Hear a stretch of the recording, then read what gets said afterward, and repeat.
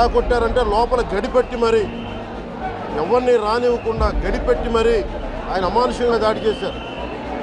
నువ్వు ఎలా వస్తావు ఇక్కడికి? ఎవరో వీళ్ళు చెప్పిన మాటలకి తొత్తులు కావాలి వీళ్ళకి. ఈ రోజున నా దృష్టిలోకి వచ్చింది, ఇది మొదటిసారి కాదు.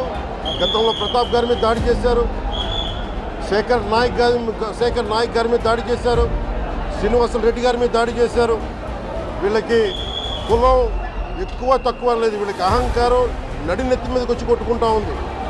అహంకారం తీస్తాం, తోలు తీసి కింద కూర్చోబెడతాం. మీకు ఒళ్ళు ఒక్కొక్కళ్ళకి మీకు ఎక్కడెక్కడ ఉన్నాయో తెలియట్లా. మీకు అహంకారాలు పెరిగిపోయినాయి. మీకు ఆధిపత్యపు అహంకారంతో అధికారుల మీద దాడి చేస్తే మిమ్మల్ని ఎలా తీసుకెళ్లాలో, ఎలాంటి శిక్ష పడాలో మీకు ఖచ్చితంగా చేసి పెడతాం. మీకు ఇష్టారాజ్యంగా చేయకండి.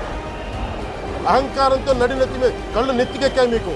ఈ ప్రభుత్వం చాలా త్రికరణ శుద్ధిగా అందరం కూర్చొని మేము కలిసికట్టుగా ఉన్నాం ఇక్కడ.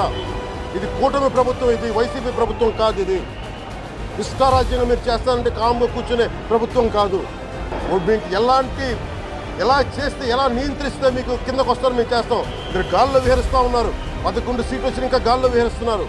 మొత్తం మీకు ఎలా కిందకి దించాలో మాకు బాగా తెలుసు, చేసి చూపిస్తాం.